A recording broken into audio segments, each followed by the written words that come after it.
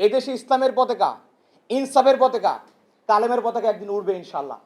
এবং সেই পতাকার সবচেয়ে গুরুত্বপূর্ণ অংশীদার হবে ইসলামী ছাত্র শিবির। আপনি চিন্তা করতে পারবেন না কি অসহনীয়, কি জুলুমের অধ্যায় ইসলামী ছাত্র শিবির পার করে যাচ্ছে বিগত 48 বছরে।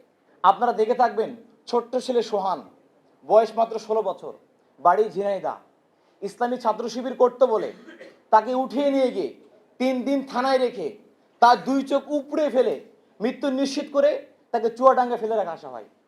3 দিন পরে তার পরিবার তার লাশকে খুঁজে পায়। সে ছেলেটি ক্লাস 9-এ মাত্র পড়াশোনা করত। জাহাঙ্গীরনগর বিশ্ববিদ্যালয়ে প্রথম বর্ষের শিক্ষার্থী কামরুল ইসলাম ভাই, তিনি মসজিদে নামাজ পড়েছেন এবং শিবিরের পকেটে ডায়েরি রেখেছেন। এই অপরাধে ছাত্রলীগের কর্মীরা, ছাত্রদলের কর্মীরা সহ তাদেরকে ধরে নিয়ে গিয়ে পরিকল্পিতভাবে হত্যা করা হয়। রাত ভর হলের মধ্যে নির্যাতন চালিয়ে সকালবেলা তারা আমাদেরকে একটি লাশ উপহার দেয়, শহীদ কামরুল ভাইয়ের লাশ, যিনি মাত্র প্রথম বর্ষে পড়াশোনা করতেন। চট্টগ্রাম বিশ্ববিদ্যালয়ে মৃত্তিকা বিজ্ঞান বিভাগের মেধাবী শিক্ষার্থী মামুন হোসেন ভাই, তিনি তার নিজ হলে, শাহ আমানত হলের সামনে তাকে ছাত্রলীগ 2014 সালে জবাই করে হত্যা করে। প্রকাশ্যে শিক্ষার্থীরা দেখেছেন, শিক্ষকরা দেখেছেন, পুলিশ দেখেছেন, কোনো প্রতিকার তারা করতে পারেন নাই। রাজশাহী বিশ্ববিদ্যালয়ে 2014 সালে রাসেল আলম দুরন্তকে বেলা 12টার সময় পুলিশের সামনে, শিক্ষার্থীর সামনে, শিক্ষকদের সামনে চাপাতি, দা, কিরিচ দিয়ে পুরো পাকে বিচ্ছিন্ন করে ফেলা হয় এবং পুলিশ পরবর্তীতে ছাত্রলীগকে গ্রেপ্তার না করে সে পা বিচ্ছিন্ন হওয়া মুমূর্ষ রোগী রাসেল আলম দুরন্তকে সামান্য চিকিৎসা দিয়ে জেল হাজতে প্রেরণ করে ফেলে। আপনারা দেখে থাকবেন, ইসলামী ছাত্র শিবির কখনো কোনো আধিপত্যবাদ শক্তি, কোনো ইসলাম বিদ্বেষী শক্তি, কোনো অপশক্তির কাছে আমরা মাথার মতো করি নাই। তার ফলাফল কি হয়েছে? তার ফল হয়েছে রাজশাহী বিশ্ববিদ্যালয়ে 21 জনকে জীবন দিয়ে প্রমাণ করতে হয়েছে আমরা কোন অপশক্তির কাছে মাথা নত করতে পারি না। চট্টগ্রাম বিশ্ববিদ্যালয়ে 10 জনকে জীবন দিতে হয়েছে, ইসলামী বিশ্ববিদ্যালয়ে 5 জনকে জীবন দিতে হয়েছে, বাংলাদেশ কৃষি বিশ্ববিদ্যালয়ে 5 জনকে জীবন দিতে হয়েছে। এইভাবে এক বছরে ঝিনাইদহে 15 জন ভাইকে আমাদের জীবন দিতে হয়েছে 2015 সালে।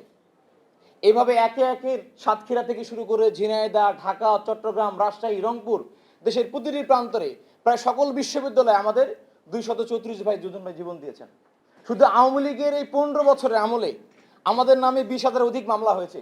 শুধু মামলা হয়, ক্ষান্ত হয় নাই, বাড়ি থেকে উঠিয়ে এনে আমাদের ভাইদেরকে রাতভর থানায় ঝুলিয়ে পিটিয়েছে। নখগুলো থেকে, আঙ্গুলগুলো থেকে নখগুলোকে উঠিয়ে ফেলা হয়েছে। ইসলামী ছাত্র শিবিরের সাবেক কেন্দ্রীয় সভাপতি দেওয়ার ভাইকে 52 দিনের রিমান্ড দেওয়া হয়েছিল এবং আমাদের কর্মীদের থানায় রিমান্ডে থাকা অবস্থায় পায়ের মধ্যে বন্দুক ঠেকিয়ে গুলি করা হয়েছে। পরবর্তী সেই পাগুলো কেটে ফেলতে হয়েছে।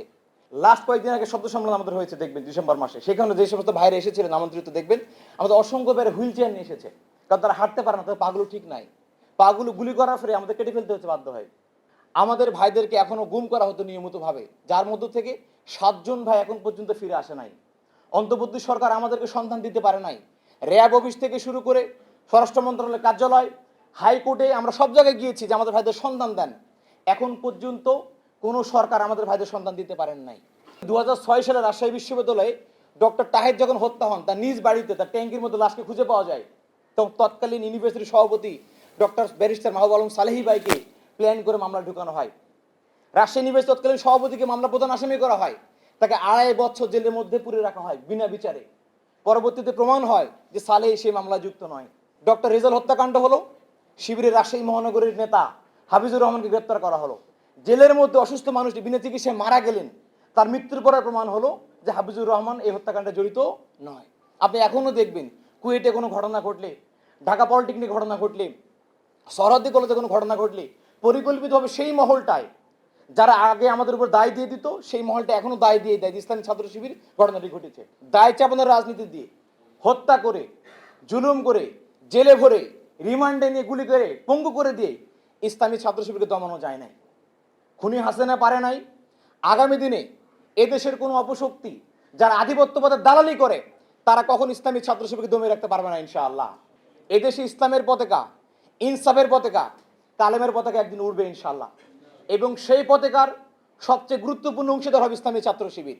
শুধু আমরা বলতে চাই একটি কথা, ওয়ালা তাহিনু ওয়ালা তাহজানু ওয়া আনতুমুল আলাউনা ইন কুনতুম মুমিনিন।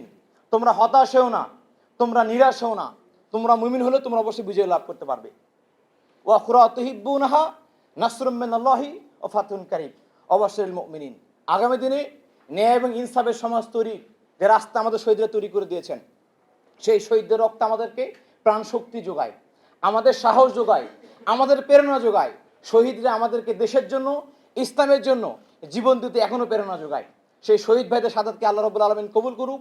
শহীদ সাব্বির আহমেদ ভাই, শহীদ আইব আলী ভাই, আব্দুল জব্বার ভাই থেকে শুরু করে প্রত্যেক শহীদকে আল্লাহ রাব্বুল আলামিন কবুল করুক।